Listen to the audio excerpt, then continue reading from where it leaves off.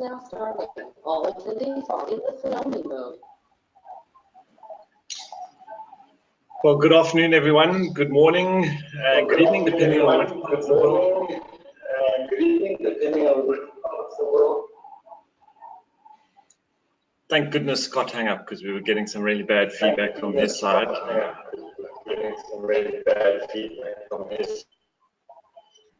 But Lee, I'm now getting it back from your side.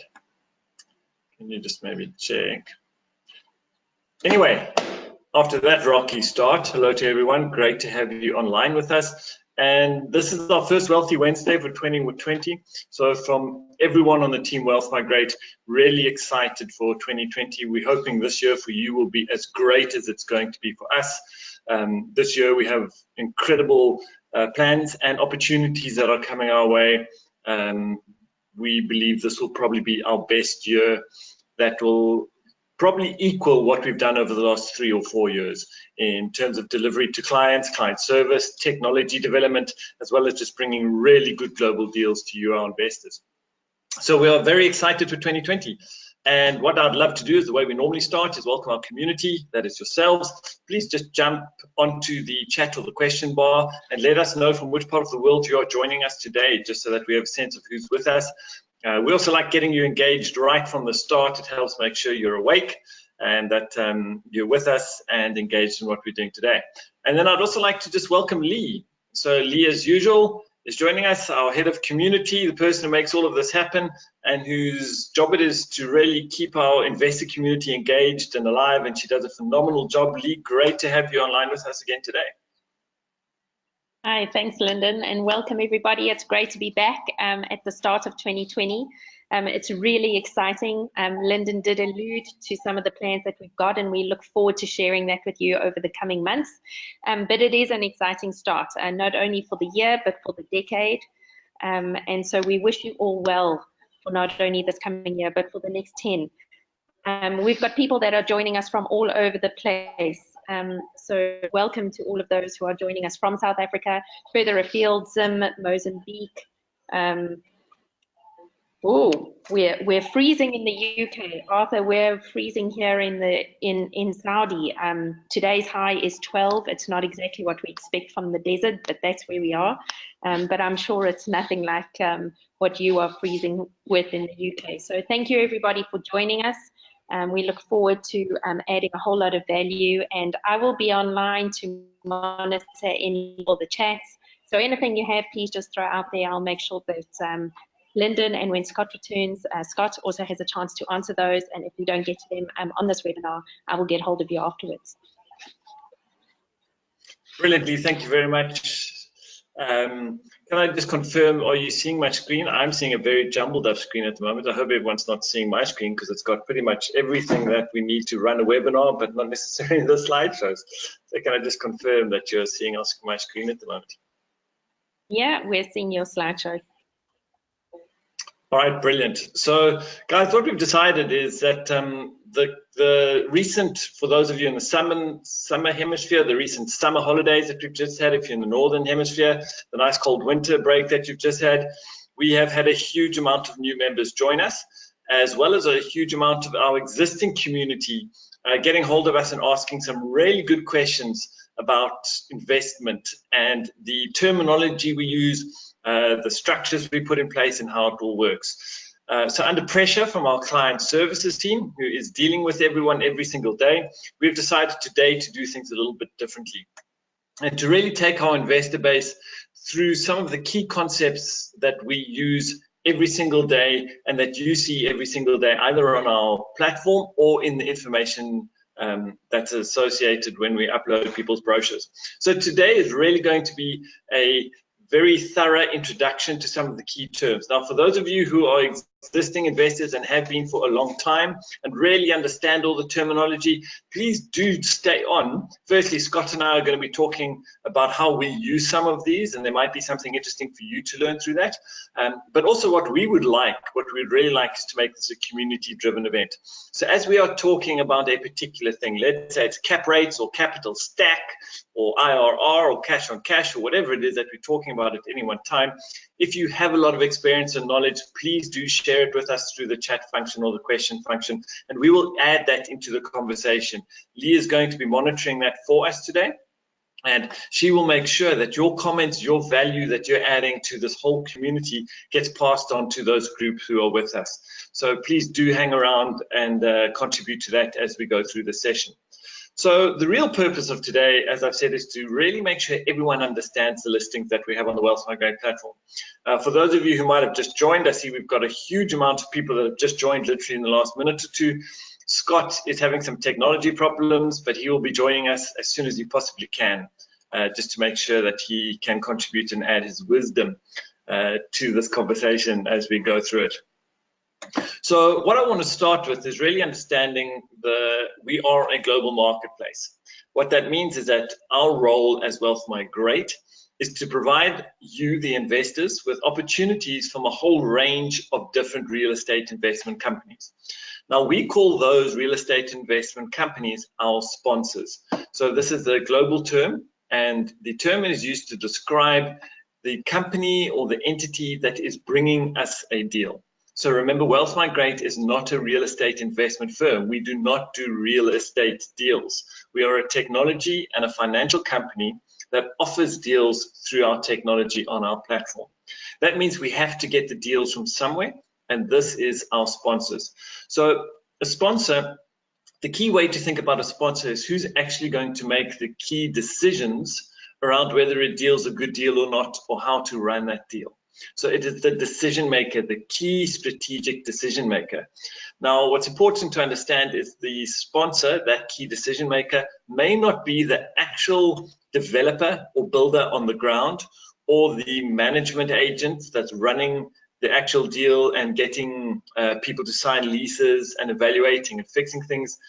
The sponsor is normally the investment team that has gone, found a building, found an opportunity, put together a way of making that deal happen, getting investors, getting loans, doing the maths and punching all the figures into the formula to see if it actually makes sense as a deal and whether everyone can make money out of participating.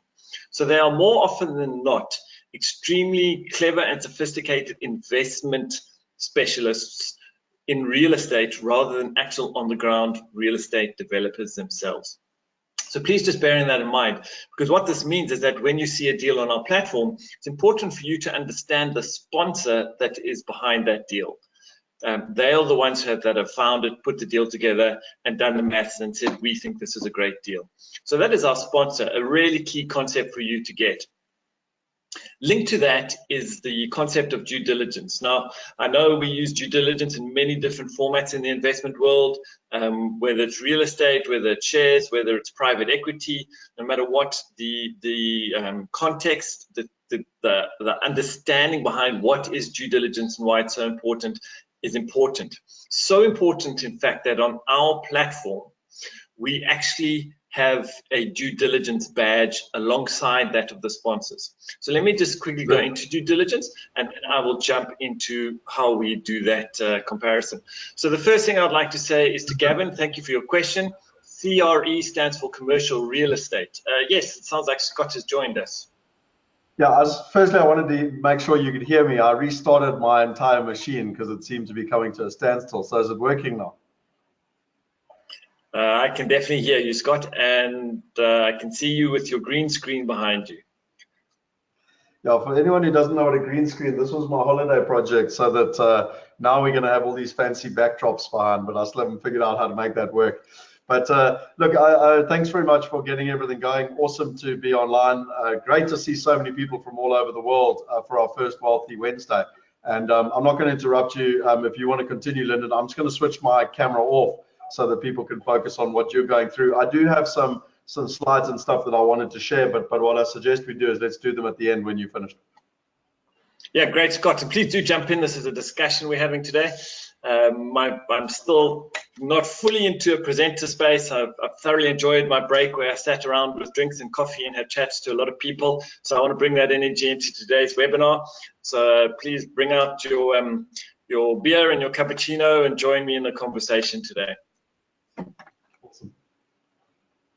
All right, so we're talking about due diligence and what does it actually mean. So due diligence is really the process that if someone comes to you and says, hey, I've got a great deal, how do you know it's a great deal? And that's where you need to go behind and actually have a look at the numbers. Go and check that the sponsor who has brought us a deal are real, that they have a company that's listed or registered somewhere, that they do not have any court cases about them that has made them a bad actor, in other words, someone who has defrauded or cheated someone, that the building actually exists. If they're trying to sell you something, we want to make sure that it's real, that the finances, the numbers, how much it's worth, if there are people renting it, that they are actually paying the rents.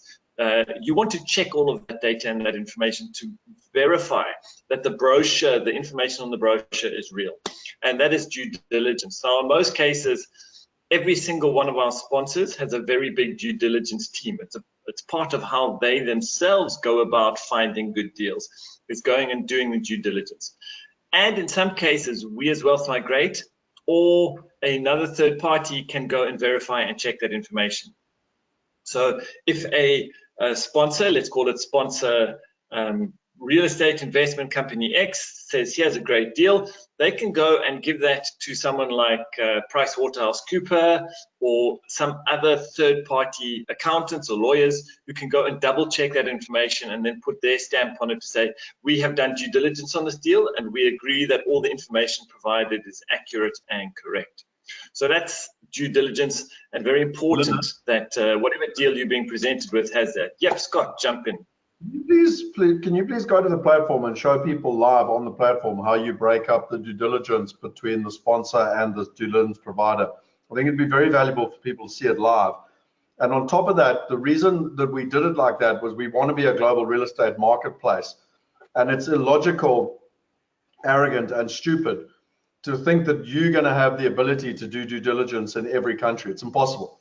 So one day, you know, when we're launching Russia and China and whatever, you're going to have local experts in those markets that can do the due diligence. There's no such thing as global due diligence for local projects. Real estate is a localized opportunity.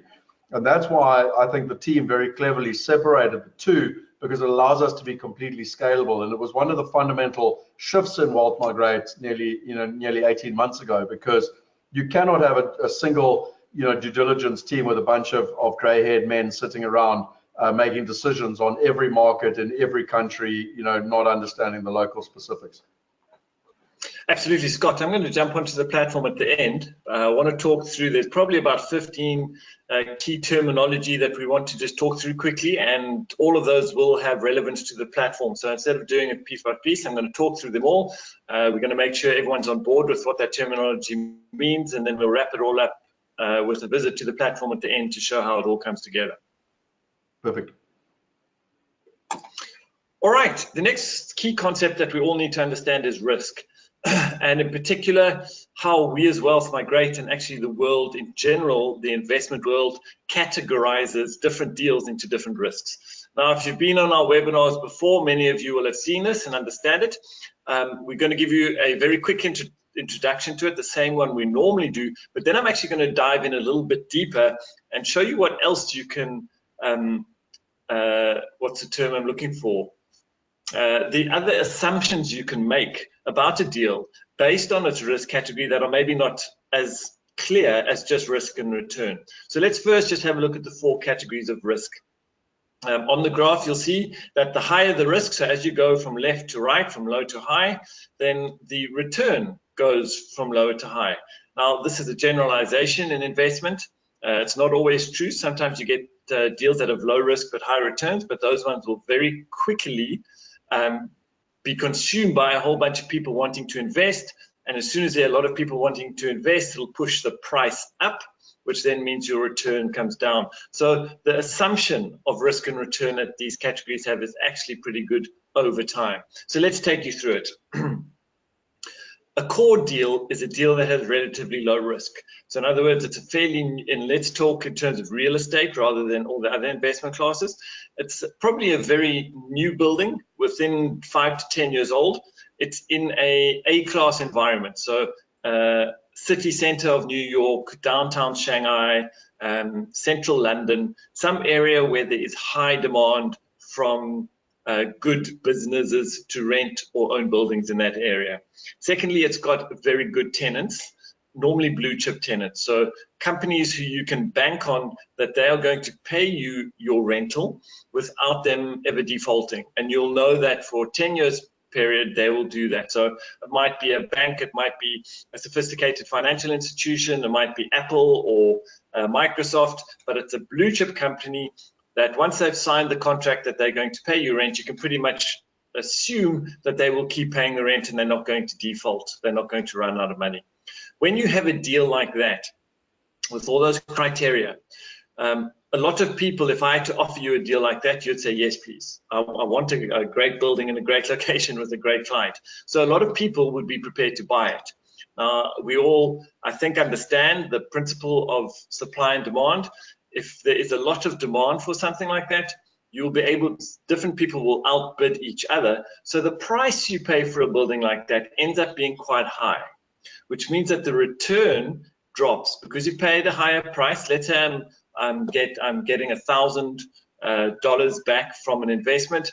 If I paid $5,000 for that $1,000 return, that's not bad. But if a whole bunch of people are prepared to pay more than $5,000 and I end up paying $10,000, my return, my $1,000 has stayed the same, but my return compared to what I've paid for it has dropped because the price is high. And that's what you often find on core deals. They are very solid, low risk. Your returns are pretty low because the asset is normally very expensive. Core Plus is the next category across. This is a very similar kind of deal, a pretty good environment, a pretty good location, maybe not central New York, maybe on the outskirts or in a smaller city across the USA or one of the smaller European cities. So maybe not as high a demand. You've also got a great tenant. Once again, it might not be a blue chip tenant, and the building might be slightly older. So still a very good deal, very secure, but not quite as solid and blue chip as core. Because of that, your price is going to be slightly lower, which means your return will be slightly higher. Moving across then, we're getting to value add. This is where you start getting into a perspective. Sorry, as my screen just changed, it looks like it has on my side. Are you guys still seeing the slideshow? No, we're seeing understanding listings. Okay, let me move it down. Sorry, I'm not sure why it jumped out of slideshow mode. Forgive me for that. Give me a second to restart the slideshow. All right, are we back? Yes. Yep, we're back. Great, thank you. As you get into value add, this is where people can start making money by doing something different on that particular opportunity. So let us say we have a building that is existing, but the tenants are not paying great rentals. An investment firm can come have a look and say, okay, we're going to get this building at a good value because the rentals at the moment are not that good. We believe we can, because of our skill as an investment company, we can change the tenants, or we can make small alterations to the building that will allow us to get better tenants who are paying us more. Once you do that, you have added value to the building, to the project, through a business, through what changes you're going to make to the business. So a core part of Core and Core Plus is that the business model doesn't really change. You're just buying it, the business model keeps going, you've got the same tenant paying the same rental, and you've just got a really safe investment, but you haven't added any value. As you start moving across, your ability to add value, to do something different, to make a project out of it where you're either changing the building or changing the tenants or rezoning it, you're doing something that changes the business model of that particular property, which should give you more value.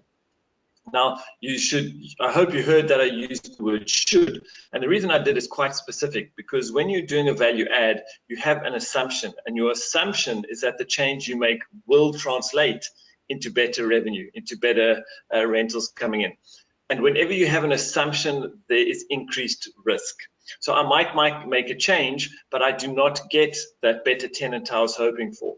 Or I might try and do a rezoning, but the rezoning doesn't come through because the local authority denies it. So that is why the value add has slightly higher risk. And because of that risk, you can buy the deal for cheaper than if you're just buying a core business. And that's why your return will be slightly higher. All the way on the right-hand side is what we are calling what is called opportunistic deals, and these are deals where really there's an opportunity to do something radically different. Either take an empty plot of ground and build from scratch, and thereby adding a whole bunch of value that you can, when you sell, your costs of doing the building plus the cost of the land is a lot cheaper than what you're going to get for, and that's because you've added your skill, your time, and a whole bunch of other resources to making that happen, and that's how you can make money. Or it might be that you're getting an old building that you're going to completely renovate, completely knock down, do something significant. Once again, the more significant change you make to a business model, the more assumptions and the more risk you have as to whether it's actually going to work or not. So brand new developments, major renovations on buildings, completely changing a building's function from one function to another, those are all opportunistic deals. You buy the deal at the beginning of the project at quite a low price because you see an opportunity to go and do something very different that will itself cost money. Because you bought at a low price, there's potential for a high return once you've added your skill and your effort to go and make that project. So those are the basics in terms of risk and return on the investment categories. Before we go into really unpacking this even more, I just want to stop here and check. Scott or Lee, do we have any questions firstly from our attendees today? Or Scott or Lee, is there anything you want to add to that at a very high level? From my side, I've got some stuff that I wanted to talk about with regards to risk and reward as well. I had some slides where I was going to lead in to yourself. So I'd suggest we go through that once you've been through the platform and everything, because I think it'll summarize a little bit more of what you're saying here. I'll check quickly if there's any questions. Sorry. There are no questions at the moment. Perfect. All right, let's move on, because what really excites me about the investment risk category model is that there's a whole bunch of other key investment deductions you can make purely based on what kind of deal it is. The first one is whether the deal is an income deal or whether it's a capital gain or a growth deal. So let's just make sure we're all talking about the same thing. An income deal is where the building exists and it is generating income pretty much from day one. So let's think I bought a building, it has an existing tenant. The day I take ownership, that tenant is paying me rental and I'm earning income. Those deals we refer to as the income deal, I think fairly obviously because it's generating income, and these are highly sought after.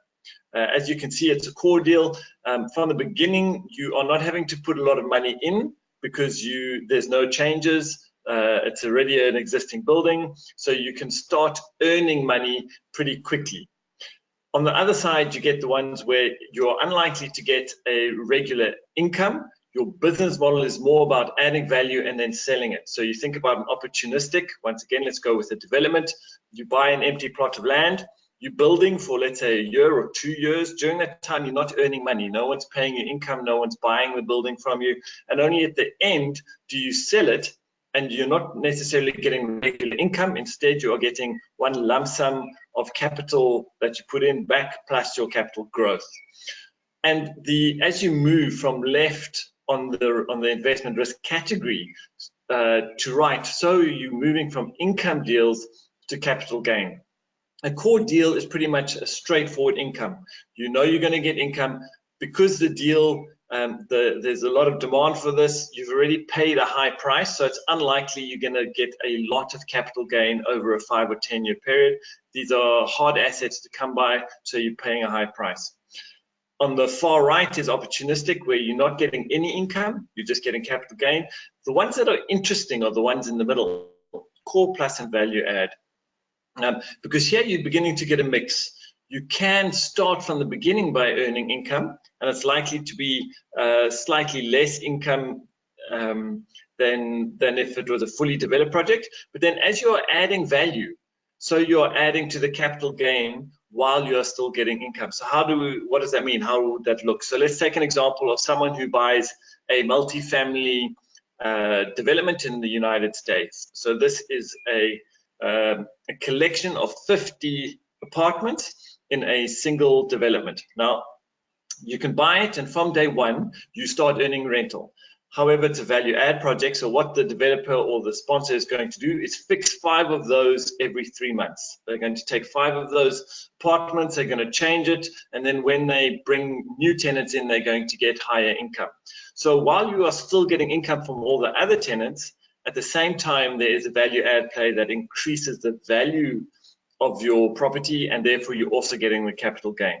So as you are doing, and I know Scott's going to be spending, Scott, this might be a great time for you to do a pitch for your webinar tonight.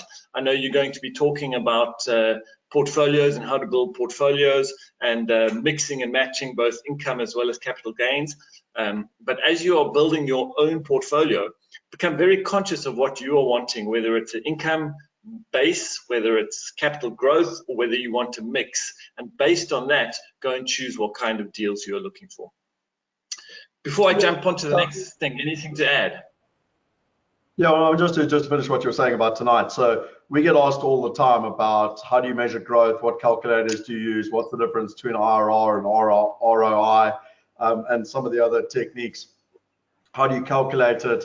What impact does it have on my life? You know, if I want to create a passive income, if I want to be financially free, how do I actually work out how much that is? What have I got to do? You know, et cetera, et cetera. So what I'm going to do this evening is I'm going to be running through portfolio strategy. You know, Einstein said that compound interest was the 8th most powerful, what's it called? 8th wonder of the world.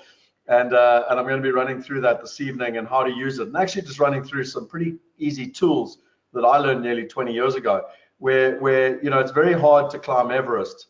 However, if you break up climbing Everest or running comrades or any big event, it's much easier if you break it up and chunk it down into small things that you need to do each day, each week, each month, each year. And what I'm going to be sharing with people is how you can do that, how you can measure it, and then how you can track where you're going. And again, if you've got a journey and you've got a destination, then it actually becomes a lot easier than people think. And I'm going to be running through that tonight. So I think the title, as it stands, is Portfolio Strategy, how to grow your wealth or something. I don't know exactly, something along those lines.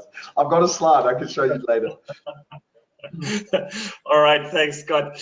And you know what's exciting to me about that session tonight, or wherever you are in the world, whatever time it'll be, is that I think it's particularly relevant for our core target, our investor base, which is yourselves. And that Scott's going to be talking about how you do that from a global perspective. So no matter what country you live in, are you wanting to build a diversified global portfolio, and what's a globally diversified portfolio strategy look like? So I really encourage everyone to join us for that tonight. The other piece around this investment risk categories that I really enjoy is the other assumption you can make based on which category it falls in is how long the project is going to be. Now, let's start on a core deal. If you remember, this is a world-class asset, downtown New York, with a blue chip tenant. And you've paid a pretty good price for it, so your return is quite small. But when you bought it, there were a whole bunch of costs involved. You had to pay the agent's fees, the legal fees, if there were any transaction taxes. So you're probably going, because your returns are quite low, you probably want to hold on to that building for a long time. You're not making money by selling the building because your capital gain has not been that high. You're making money by holding it over a long-term period. That is different the more you go onto the right. On an opportunistic deal, all the way on the right, you only make money when you sell it. So you actually want to get in there, do the changes you want to make, and then sell it as quickly as possible. So the opportunistic deals normally have short timelines, 2 years to make a building and sell it. The ones in the middle, once again, is where the mix gets interesting. If you're going to do a value add project, you're going to earn income, but it's probably going to take you 3 to 4 years for the changes you've made to the business model of that project to get to a point where the changes have been made, you've put in the new tenants, those new tenants have stabilized, and you've got a good 1 or 2 years worth of accounts under the new business model to show the new buyer what it looks like and what the potential is. So those deals are normally 4 to 5 years before the sponsor says now is the best time for all of us, including the investors, to get out of this deal, because now we can maximize both the income that we've earned, but now it's time to also get some of that capital gain that we've added to the building. So you can normally have a look at investment risk categories, make a whole bunch of assumptions. What's the risk? What's the return? Whether it's an income deal or a capital gain deal, and how long the term of the project is. So we often get a lot of clients asking us, Lyndon, why do you not have deals on your platform that are going to be there for 15 years? And this is at the heart of the answer to this, is that we do not normally put a lot of core deals on our platform. We are looking for returns, fairly stable and secure returns that sit in the core plus and the value add section, so that our investors are making higher returns than just a pure core deal will offer you. So for us to be able to do that, we need to be able to give you your value back at the point where you maximize your value, and that's normally between the 3 to 5 year period, once that whole business model change has happened through a core plus and a value add deal. Once again, we do get that question a lot, so if any of you have questions or follow-up questions, please do dump it into the question box, and Lee will make sure we answer those as soon as we can. Lee, if there are no questions, I'm going to jump on to the next section. Absolutely. We don't have any questions at the moment, so let's carry on. Brilliant. You will note on the Wealth Migrate platform, we often talk about two different types of deals, whether we are offering investors or whether the sponsors have brought us an equity deal or a debt deal. And it's really important for you as investors to understand the difference between the two. What are the pros and cons of both? And there is we'll get to it into a second, but there is a deal that kind of sits in between, where part of your investment will be treated as debt and part of it will be treated as equity. But first, let's really step back and make sure we all are talking about the same concept. So an equity deal is where you as the investor are buying a share in the building. So all these buildings will be owned by a company, a special purpose vehicle. You'll hear us talking about that a lot, a SPV, which is a legal entity set up for each deal. So the sponsor will create a dedicated company that owns that particular building, and you as the investor are owning a direct share in that company. So you actually own the building or a piece of it. How do you make money if you are a shareholder? If the project makes money year in, year out, so in other words, the returns you're getting from your rentals are higher than the costs of paying any mortgage or loan you've got, the maintenance, the taxes, etc. If the income is greater than that, you will get paid a dividend because you are a shareholder in the company. However, the amount you earn, the dividend you get back, will determine on how successful that year was or that quarter was, and can change over time. So the amount you get back as an equity shareholder is not always the same, and it can go up or down based on how successful that company is. Is the property making a profit? And then at the end, when the deal closes and the company that owns the property sells the property, if the value of the property has gone up significantly, you'll get your initial amount back that you paid for your shares plus any capital gain. So you get a nice lump sum at the back. Now that is if you are an equity shareholder, in other words, you own a share. The other kinds of deals are where you are a debt deal investor. And in this particular deal, you are not buying a share. Instead, you are simply lending money to that company that owns the property. And in exchange for lending the money, you're going to get interest paid back to you. Now, these debt deals have the advantage that you know how much you will get back every quarter or every year because it is part of the contract. I will lend you $100. You will pay me a 10% a year return. Therefore, I know I'm getting $10 back a year. At the end, they just pay you back your the loan amount, and that's it. So you're getting a very consistent return. You know how much it's going to be, but you are not a direct owner in the building itself. You are just someone who has lent the money. So those two concepts, those two different types of deals are very important. On the Wealth Migrate platform, both are there. And I will go in about 5 or 10 minutes. We will unpack a little bit some of the more details around different kind of debt deals, different kind of equity deals, and what you need to look out for. But at this point, I really just want to make sure that the terminology and equity deal versus debt deal are understood. Scott, is there anything you want to add at a high level before we go into some more details? No, I think it's perfect. All right, so as you're beginning to deepen your understanding of the deals, and if you're now reading a brochure that a sponsor has brought to us, you're going to come across a whole lot of terminology: cash on cash, internal rate of return, loan to value, senior debt, mezzanine finance, bridging finance, capital stack. Capital rate is one I've left off here, but we're going to go through every single one of these very briefly and make sure that you as the investors are able to understand what they mean. So let's start off on cash on cash. And Scott, my suggestion here is, I'm sure everyone's getting bored of my voice. So what we're going to do is we're going to alternate. I'll take one, you take the other, and we can chirp in. So I'm happy to take on the cash on cash, because internal rate of return is that because you don't know how to answer internal rate of return? Now, Jackie. Not because I don't, but because I understand that it's much more difficult, and I've had a go at it, I think, our last 5 webinars, so I'm going to give you a turn this time. So the cash on cash is exactly what it says. It's the return you get for the amount of cash you put into the deal. So if I put in $100 into a particular deal, and every year, so bear in mind, cash on cash is based on your regular return. It does not necessarily include how much you're going to get at the end from a capital gain, but it's what's my yearly return. If I get back $10 a year, my cash on cash return is 10%.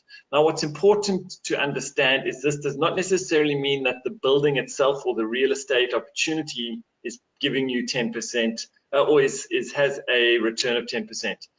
Because what often happens, and we'll get to it when we get to loan to value, is that the sponsor has taken out a loan of maybe $60. Let's say the building costs $100, and they have taken a loan for $60 of that $100, and they are only paying 5% back on that amount.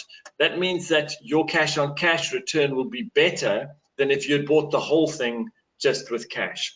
So cash on cash is quite specific to how much cash did you put into the deal yourself as an investor, and what is the return you as an investor are getting back in cash on an annual basis. Scott, please feel free to add anything to cash on cash before you jump into internal rate of return. I think the only thing with cash on cash that I learned over the last couple of years is that, I started investing in 1999. I was 22 years old. And I thought it was all around capital growth, and I was buying South African properties that weren't very good at cash flow positive, and you hear sort of 6-7% yields. And what's really important is that you differentiate the difference between a yield and a cash on cash. A yield is a return that you get pre-expenses, and a cash on cash return is a return you get on your capital post expenses. And why that's really important is that a lot of people have been brought up around the world, whether it's in China or South Africa, generally emerging economies, where they've been, India is the same, where they've basically been indoctrinated to buy property in the hope that you're going to get capital growth. And quite often the property, Australia is the same, where you're actually paying money in. And so your cash on cash return is actually negative, like it's actually costing you money to own the property. And yet you'll have a yield of, whatever, 4 to 8%. But because and again, I don't want to get too technical with all the terms, but because your cost of capital is higher, it's actually costing you money. And why cash on cash is actually, and I'm going to talk about this a lot tonight, cash on cash and internal rate of return to me are the two most important metrics. Cash on cash ultimately is your freedom calculator. The amount of cash flow, passive income cash flow you have will determine how free you are in the world. Because if you have $1,000 passive income, most of us probably can't survive on $1,000, but if you've got $20,000, most people around the world could live in England, Australia, America, South Africa, anywhere, and live comfortably. And that's different for everyone. But your cash on cash will ultimately determine. Whereas pivoting across to the internal rate of return, and I'm going to go through this tonight, so I'm not going to take too much time. But your internal rate of return is the interest rate at which the net present value of all cash flows, both positive and negative, from a project or investment equal 0. Internal rate of return is used to evaluate the attractiveness of a project or investment. I'm doing that on purpose to basically use the typical financial rubbish. And in simple terms, an internal rate of return has 27 variables which come together, and it takes into account all the different variables, including time value of money, and it brings it back to a present day return, which takes into account both the income and the capital growth, and allows you to compare an apple with an apple. So if you decide to put $10 into a property or $10 into a share, you can actually compare an apple with an apple based on the return you're going to get on your capital. Now, Lyndon, you had a lovely definition of internal rate of return when we last did our live events, which I was trying to remember last night. I'm not going to lie, I clearly can't, otherwise I would have regurgitated it. But and I've got a whole bunch of slides. I've actually got about 8 slides tonight to go through with the internal rate of return and explain it in more detail, because I fundamentally believe as an investor, the 2 most important things you need to understand are cash on cash and internal rate of return. Yeah, Scott, I'm so glad I gave you internal rate of return, because hearing someone else say it instead of me reminds me of how absolutely confusing it can be. So, so 100%. I think if we're going to go through internal rate of return tonight again, we won't necessarily go into a lot more detail on it now. It is and can be a very scary and technical definition. The bottom line to remember about internal rate of return is it calculates on an average, an annual average, taking into account both how much cash you're getting every year in terms of dividends or rentals, plus the expected capital gain at the end of the project, and it kind of mixes that together and it averages it out over a particular how much you would get year on year. If you had to average it, and it brings it back to net present value. So, you know, if you're investing in a share and you're going to hold it a week, and you're investing in a property and you're going to hold it 10 years, it actually helps you compare an apple with an apple. Yeah, correct. So what Scott means when he says it brings it back to net present value is it helps you figure out the timeline. Yeah, so once again, Scott, I have to laugh, as normally the person who does the IRR one, it makes me realize how often we throw the terminology out that can just confuse people. The example I normally use on this one, guys, to help people is if I said to you, would you rather have, let's say you lent me $1,000, and I said, great, thanks. And then I offered to pay you back. And I say, listen, I'm going to pay you back your $1,000 tomorrow, or I'm going to pay you back your $1,000 in 10 years. Most of you would, if you're smart, would say, please pay me it back to me tomorrow, because then I can use that $1,000 again to, over the next 10 years, reinvest and make a whole bunch more money. So I'm paying you the money anyway. So what IRR does is it takes into account when you are getting your money back, and when you are getting that money. And if you're getting money sooner rather than later, it gives that deal a better internal rate of return calculation than if you're only getting all the money at the end. Once again, it is a complex equation, but it's quite intuitive and easy to understand. And I'm sure if you have any questions, I'm happy to go through it again. So please just dump it into the question box. All right. There's one comment that I'm going to go through this evening. There's so many calculators that are out there. Sorry, 2 seconds. Oh, my word. Bless you, Scott. There's so many calculators that are out there, and on the assumption that you can trust the numbers that you've been given, and if it tells you the IRR is 10 and the other one is 14, then that's good enough. Like in the same way that when I drive my car, I don't have to know how all the pistons and stuff work. And as you can see, I've got no idea how my car works. But I know that if I sit down and I put my key in, I can drive from A to B. For me, there's no point in trying to understand the formula between the 27 variables. In fact, most people, including me, even struggle to figure out how to set up an IRR on an Excel spreadsheet. So my point is, don't try and be a rocket scientist. Just understand what an IRR is, so that you can use it to compare an apple with an apple or an apple with an orange, and what impact it'll have on your life. Don't worry, in my opinion, so much about how it's calculated, but rather what it's used for. Yeah, great. And Lee, I know we've got a very good help article on IRR and cash on cash on the Wealth Migrate platform, but maybe if I can ask you just to find that link for all our attendees today and post it into the chat or the question section so that they can all have a look at it to make sure if they want. It really simplifies it, just as Scott said. Try and understand what the information is telling you rather than how they built that information, because those are 2 very important concepts. All right, next one, loan to value. So this one is very simple but very important to understand. If I am about to buy a real estate property that is $100 and I can get a loan at $60, my loan to value is 60%. Basically, it means that 60% of the value of the property I have got a loan to cover. This is a very important number to understand. And there is a magic number. Scott, correct me if I'm wrong. I think it's about 67, 68%. I think you've spent quite a bit of time in your career having a look at that number. Is that where the number is? Sorry, the loan to value number. Yeah, the magic that most people say you should not have loan to values above kind of 70s. I think it's 67 if I remember correctly, because if you go, sorry, that's 65. 65 to 70. After you go above 70, you're getting aggressive. All right, and tell us what's the risk if you go above 70, because I think it's important for people to understand. One assumption is great. If I can get the entire thing on a loan, I don't have to put in my own money back, and therefore that's great. So why don't sponsors normally go above 70%? Well, I mean, to be honest, we could do an entire webinar just around leverage, because on the positive side of leverage is that if I buy a house, and I'm going to keep the numbers really simple, for $1,000, and I put in $100, okay, that means I borrow $90 from the $900 from the bank. That means I've got a 90% loan to value. If in 1 year that property goes up by 10%, that property is now worth $1,100, okay.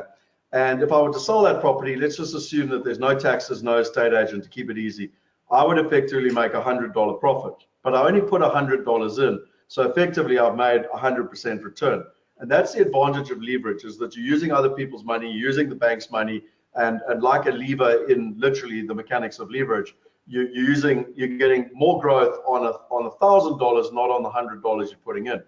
The downside to that is that if the market drops by 30%, and the property that you bought for $1,000 is only worth $700, the bank now tries to repossess your house, and they can't sell it to anyone, because when you sell a repossessed property, any property, house, building, whatever, you generally get a lower price than even what the market value is.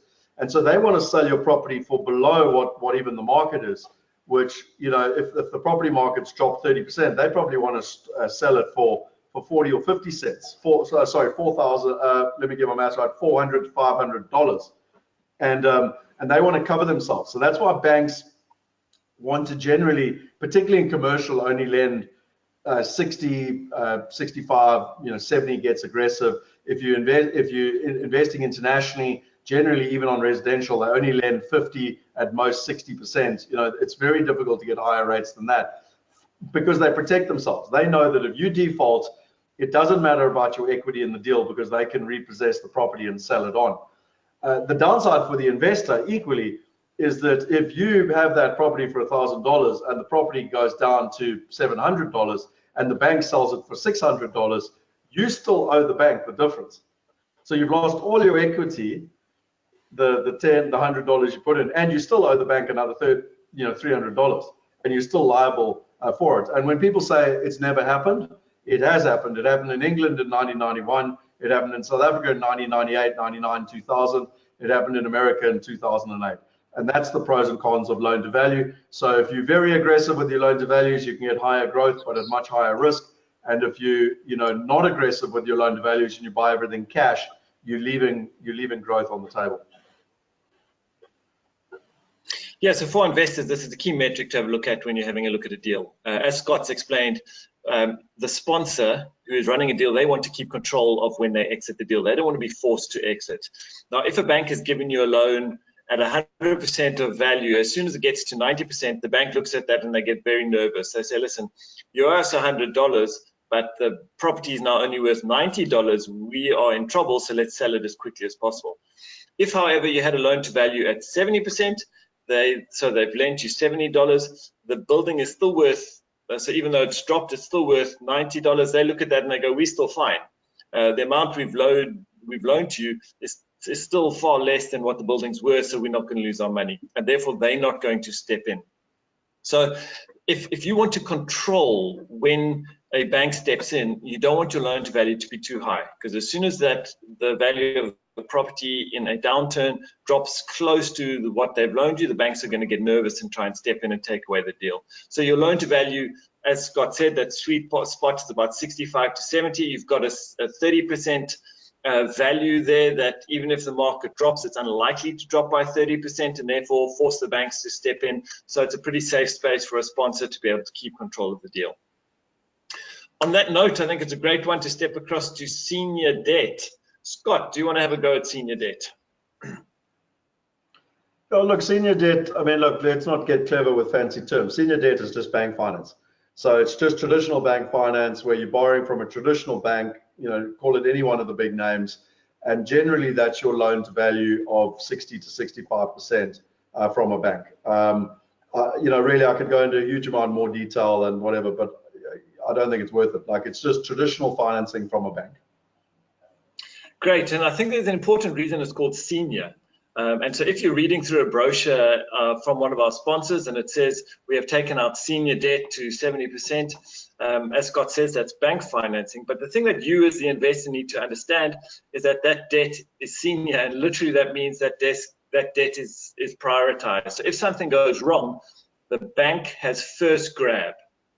So if you're selling the property and there's some money that comes back, the highest priority repayment is going to be whoever owns the senior debt. So even if you've put in the same amount of money as a bank, it doesn't matter. They have a claim on whatever money remains in the project before anyone else. So even if there are other people who have loaned money, because they have the senior debt, they have first claim to totally close out their loan amount before anyone else, including shareholders or equity shareholders, can get any money.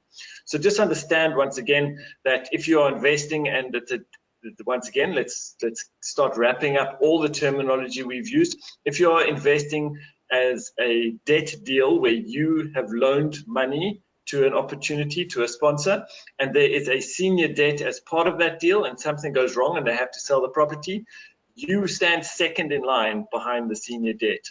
So just once again, understand this, note when you're looking at brochures exactly what that means. All right, let's jump on to mezzanine finance. So mezzanine finance it's a very interesting space in the real estate and private equity space, in that it mixes and merges. It's a balance between equity investing where you're getting shares and a loan. And what mezzanine finance is basically is it's an investor saying, I'm going to loan you the money, all right? However, there's a condition on that loan that says if anything goes wrong, or even sometimes if it goes right, there's an option. I can convert my loan into actual shares in the company that then become owners of the company. So it gives you a loan, it gives you the interest, it gives you a predetermined rate income that you can calculate because you have fundamentally given someone a loan. But it has this option, and there are different types that this option gets played out, either on the upside of a deal or the downside of a deal, where that loan then immediately gets transferred into value as a share rather than just a loan. Once again, it's important for you to understand a lot of the deals we offer will have senior debt, and then there'll be something there that says mezzanine finance. And it's good for you to be able to understand that and understand where you sit in that. Jumping on to bridging finance. Scott, do you want to take us through bridging finance? Yeah, so what tends to happen in terms of, they actually call it the capital stack without adding too many more terms there. But exactly what Lyndon said, you've got the senior debt, and then you got mezzanine, and then often people want bridging finance or bridging loans. Sometimes they don't have enough equity to actually close a deal.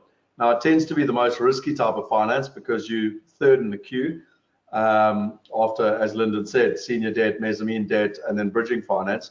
It tends to get very high rates, and even in England and America, you can be paying as much as 1 to 2% a month, which, if you do the maths, is 12 to 24% a year.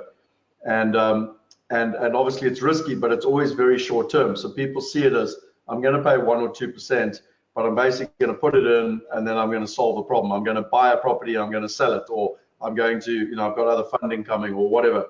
And often it's to do with the timing of closing a deal where people need mezz debt, it's called mezz debt, mezz finance, mezzanine finance, to just get the deal closed, and then it's short-term financing. Yeah, I think that probably summarizes it. It's used very aggressively in England to close deals, to do small developments, little buy a house, renovate it, put an extra bedroom on, sell it to an estate agent, and you're in and out within 3 to 6 months.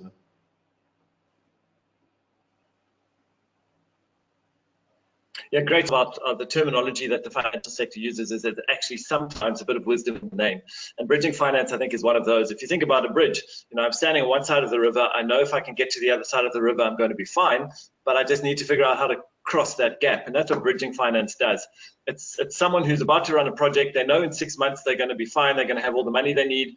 They just need help to get across a 6-month period and until such time as all the other money lands, etc. And then they go to someone and say, listen, I only need this bridging finance to take me from here to there. It's 6 months, it's short term. And what Scott just said is 100% correct.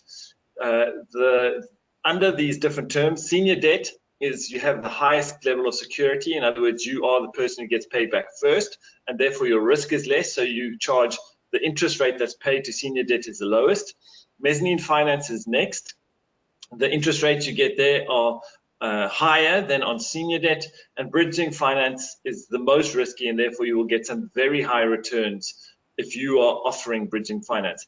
And that's once again important for you as the investor to understand. If you look at a deal on our platform, you'll see that some deals are paying you 18% interest, and you go, whoa, that can't be real. Have a look. It's probably because you are contributing a bridging finance loan, which means your risk is higher and therefore the reward is higher. To wrap this all up, we're going to talk about capital stack because it is the summary of all these different pieces. Basically, your capital stack is a explanation. If the building or the project is going to cost you $100, how is that $100 made up? So as we've just been through, you might have a $50 loan from senior debt. You might have a $20 loan from mezzanine finance, and then investors who come in as equity investors might make up the difference at 30%. And then you can have a look at the capital stack, which is figuring out to buy this $100 building, where did that $100 come from, and what are the conditions that each of those different sources of funds in the deal, what returns are they getting and what conditions. And that collective is called the capital stack. Lee, I get the feeling that we've just thrown a whole bunch of fairly technical at times and potentially boring information at our investors, even though it is vital, because when we have a look at almost any brochure that appears on the Wealth Migrate platform, it'll have these terminologies. So Lee, have we got any questions from anyone around any of this that we need to be looking at and answering?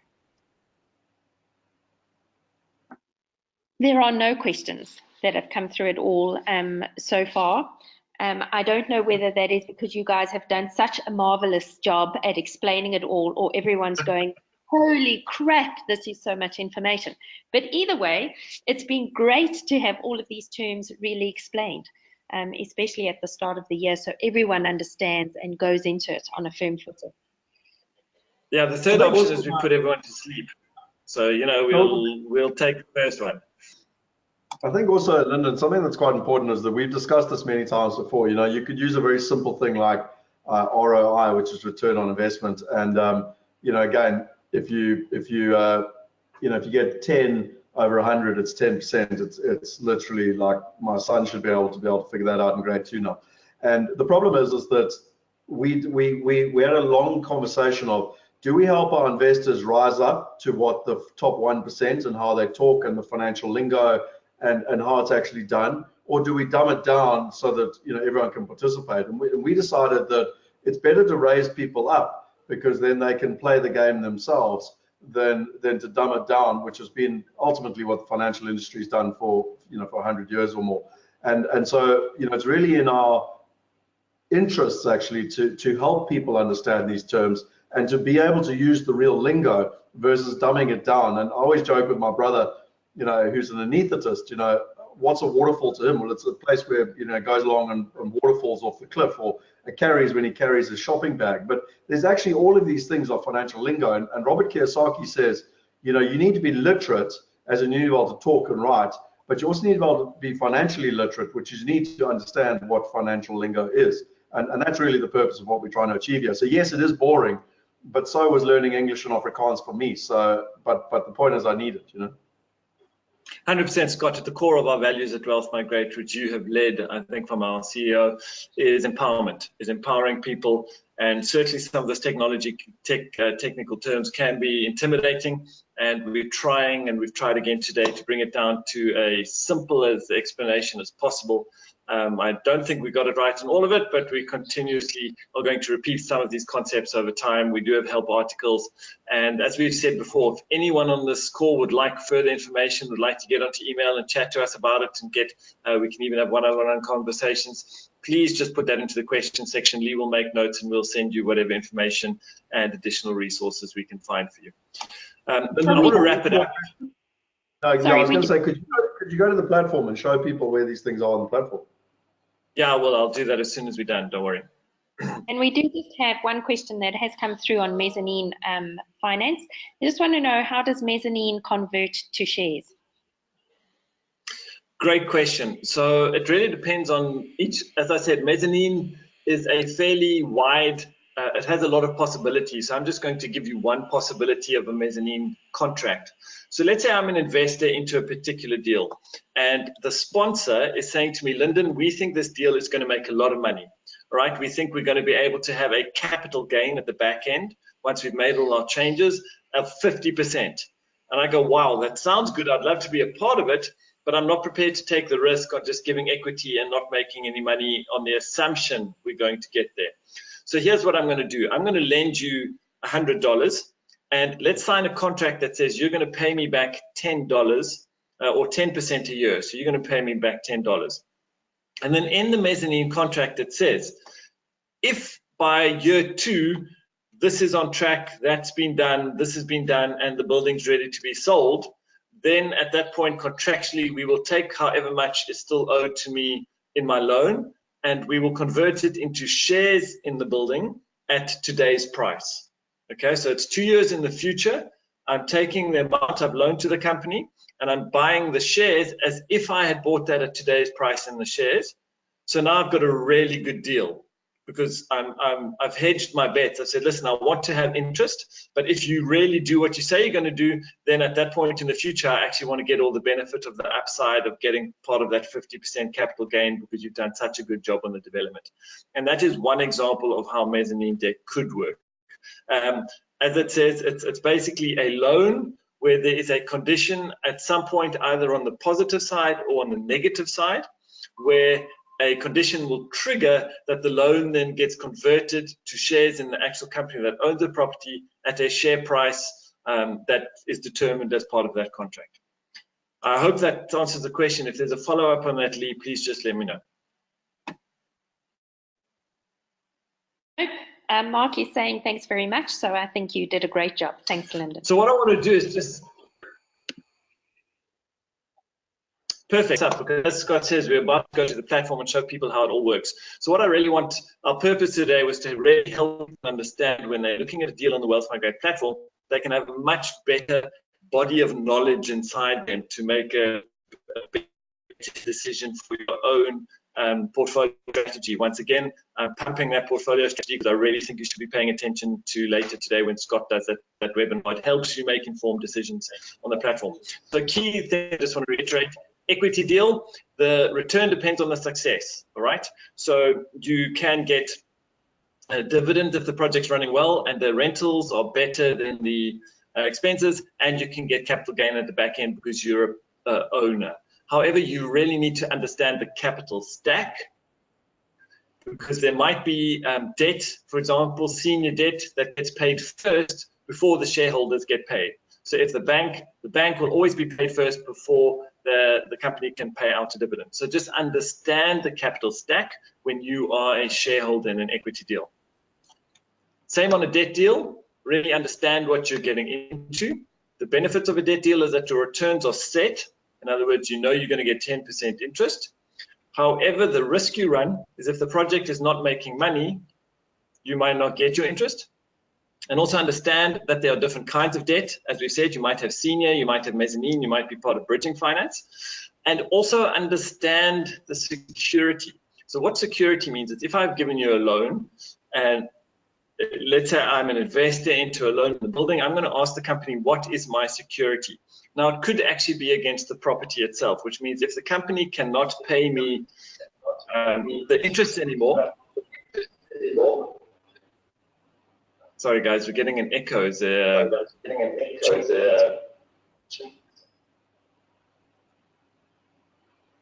Keep trying to go, just breaking in and out a little bit, Lyndon. I think it's on your side again, Scott. No worries. Maybe you can just mute on your side, Scott, and let's see if it makes a difference. If the security you're getting is actually against the asset, if they can't pay you your interest anymore, then you are able to step in, sell the property, and get your money back. Sometimes the company gives you security against themselves as a company, not actually the property. Then you need to understand whether that company is actually worth anything or not. Because if you're going to come in and say, okay, this company owes us money and we need to close the company down and then sell all the assets in that company and we get paid when we force that sale, you really need to understand whether the company actually has enough assets, enough value in the company to cover all the people it owes money to. So once again, on debt deals, make sure you are understanding your security. Make sure you understand whether it's actually against a property itself, and if anyone else also has a claim against that property. Once again, refer to senior debt. If you're not senior debt, the senior debt will have the first claim to any money that comes from the sale of a property over and above yourself. So that's really what we wanted to go through. I wanted to share that to really educate everyone, make sure you understood all the different terminology. Scott, I'm going to pass it back to you. I'm not sure if you want to go through your presentation before I take people to the platform, but I'm going to need just 30 seconds to log into the platform anyway. No, so I'm conscious of the time. I'd prefer if we just go straight to the platform. I think what I'll do is the stuff that I was going to cover. To be frank, you've done a great job, and I think you've covered quite a lot of it. So I'd rather go through it this evening in terms of where we're at. I mean, just while you're bringing up the platform, I think what I do want to share is we've also created, for those people that are new to our community, we've got things like the inner circle. We've now created a system called the starter pack, which is where, if it all feels very overwhelming and you don't know what to do next, we're creating these systems to allow people to get started, and it allows you to get access to the knowledge. It allows you to get access to a community. It actually gives people $100 voucher to be able to start investing, because my attitude in life is that I never learned to swim by reading a book or coming on a webinar. Like at some point I had to jump in the pool. In the same way, I never learned to walk by reading a book or coming on a webinar. Like, you actually have to get started, and you are going to make mistakes, and it's actually much better if you're part of a community, and because you can grow a lot faster. And so I'll talk about it more this evening around some of these things, but we've got the inner circle, we've got the starter pack. We do have live deals on the platform for people to go and actually participate in, and we've also got the resources around the FAQs and everything else, and a huge amount of material in our e-wealth pack as well, where people can go and read it. So there's a plethora of information, and really what we've tried to do with the starter pack is, as I love what I heard by Roger Hamilton. He said there's a tremendous amount of information out there, but there's very little direction, and we're trying to give people direction. We're trying to show them what to do next. I don't know if you've got your screen up, Lyndon. Yep, I'll share it right now. Give me a second. I'm going to go to there. Please let me know when you can see it. Yep, live.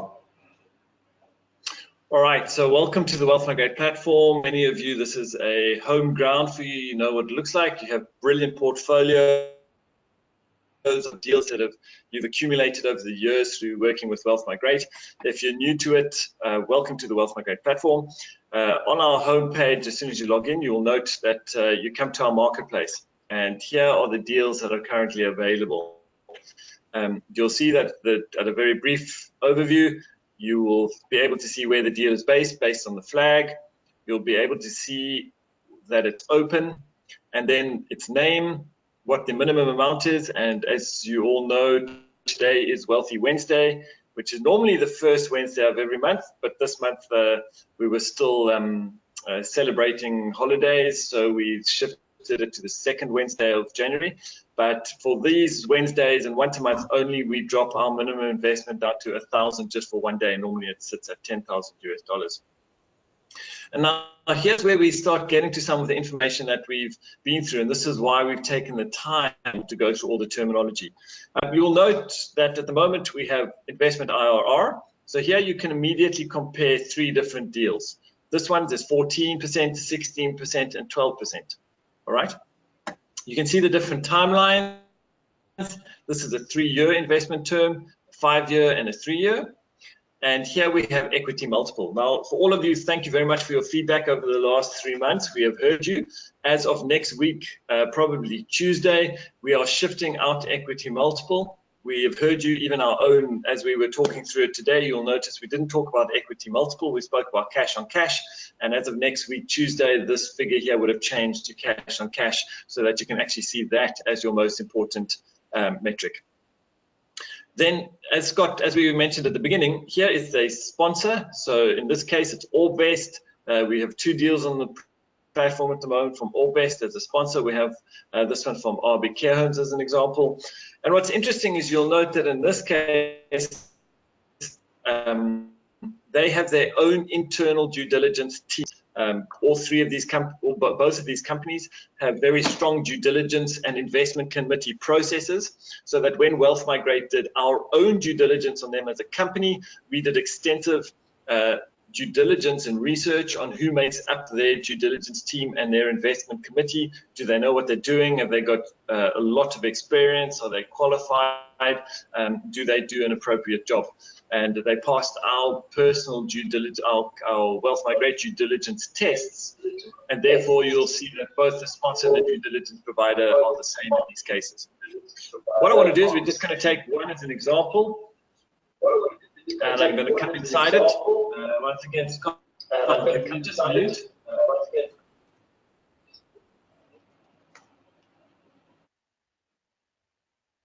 Thanks, we were getting a lot of echo. And what's really interesting, once you come into a particular deal, it gives you a lot of information.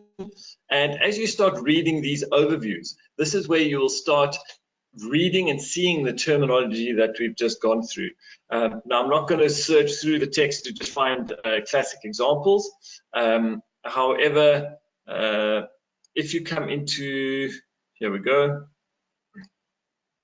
some of the terminology that they start talking about, the equity investment is 4.1 million. So remember, we talked about a capital stack on this deal, and we will go into the brochure in a second. The deal might be worth 10 million, of which they have got a loan to value of 60%, which means they are getting 6 million through a senior debt, a bank, and that's the equity investment portion of the capital stack. It's 40%, which works out at the 4.1 million. So now you can start using the information and the knowledge you've built to really understand what this deal means. You can come have a look here at the risk category, and you can understand, okay, this is a value add. So they're going to buy something that will give me cash on cash return. So it's going to have an element of an income generation from the beginning, but they believe that they will do something to the deal that changes the business model to make it better so that they get a great capital gain on the end. And if you want to then understand what is that value add, what is their business model that they are going to do with this deal to realize that gain, then you can come and start reading through the information where they go through and explain to you exactly what it is that they believe they're going to do to add value.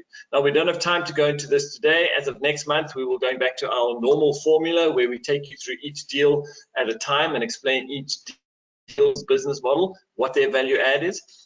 However, today we really just wanted to give you an educational piece, help empower us all to be able to use the right terminology.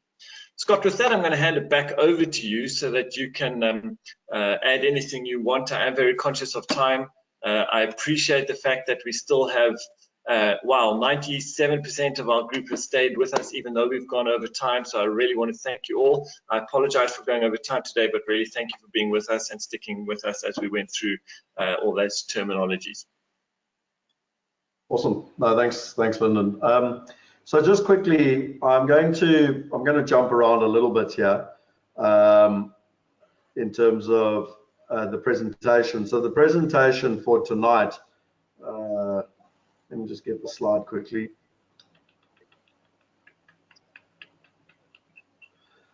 I don't know where the bloody thing's gone now.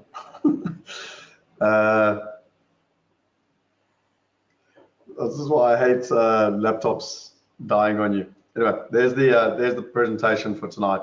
So how to grow yourself to wealth, and all around the portfolio strategy and everything else. So we will be covering that in quite a lot of detail let me close my WhatsApp so that you're not seeing all these things come flying through. And the only other thing that I wanted to share today was we spoke about the inner circle. I will talk about this more tonight. I'll also talk about the Wealth 5.0 accelerator. The team's got me working quite hard at this at the moment. So we've really been listening, as Lyndon's already alluded to a number of the challenges that people have had, and how can we onboard people, how can we build trust, how can we add value to them, and and that's really why we created the starter pack. And we're super excited with the starter pack coming out. And I don't want to give a time frame, but because we've been waiting for a couple of weeks now in terms of this digital wallet. But I mean, we're so close now to having the digital wallet where people can literally get started, and it's all around the starter pack and what is happening in that environment. The only other thing that I wanted to share here was Lyndon's obviously taken you through the current deals. He has spent some time talking about the difference between what we call income and growth opportunities. And I don't think it's the right time now because we've run out of time. But in simple terms, income are existing buildings that are getting an existing income, and you generally hold them on a 3 to 5 year period. Whereas growth opportunities are new developments, like Lyndon mentioned, that might be under 2 years. And when you look at the risks associated, there's a whole way of looking at risks. Like on development projects, there's no income. The project might take longer. Construction costs could increase. There's unforeseen costs. Sales expectations might not be high, and also can take a number of years. And one of the things that we've chosen in the short term, just based on where the world economy is and everything, we're shying away at the moment from development projects and wanting to focus very much more on income producing assets. And yet every investment still has risk. And when you're looking at those risks, it's really around a capital call risk. And to get around that, you need to be able to do the due diligence, which Lyndon's already spoken around tenant, the tenant risk. Is the tenant going to stay? The interest rate risk and the valuation risk. The value, are you buying it at the right price? Is interest rates going to go up? Depending on the different countries, you've got political risk, and then obviously economic conditions. And so, I feel, Lyndon, that we're rushing this. However, I do think it's a good interlude into what you've mentioned, and probably, Lee, there's an argument to actually run through this in a lot more detail in a future webinar, basically. Yeah, absolutely, Scott. There are points in there that we do need to go into deeper, and so we will definitely schedule that webinar.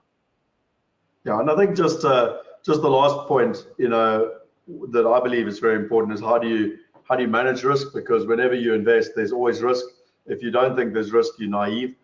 And how do you protect yourself? And the thing that I've learned over the last 20 years is that, and ironically, it now is 20 years because I bought my first house in 1999, is that it ultimately comes down to having the right information and the right partners. So everything you've heard tonight, or today, depending on what time zone you're in, is a huge amount of detail, and yet you can actually simplify it down into two things. Are you getting the right information, and do you have the right partners? And I think, Lyndon, from my side, that actually is a good way to summarize up what we've discussed today, because ultimately it literally comes down to the right information and the right partners. And for me, one of the things that we've tried to do with this starter pack here is that ultimately I think people need three things. I think they need the belief that it's possible for themselves. They need the knowledge, which is what we're trying to provide today. And then they need access, which is what the platform's all about. And really that's what it's all about for us. And WealthE Wednesday is just an excuse once a month to get the community together, to share as much information, to hopefully build belief in people's ability, and then also to give them better access, basically. So that was all for me on this WealthE Wednesday.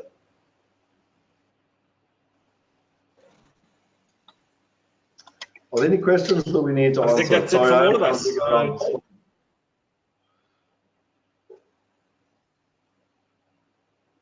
Yep, sorry, Lyndon. Lee, I think I was just about to say, I think that's it from every one of us. To all of you, as I said at the beginning, we are hoping that 2020 is going to be the year for you to really thrive. We wish you health, we wish you joy, and certainly financial freedom. And we at Wealth Migrate are really excited about being a part of that journey with you in 2020. Thank you for joining us today.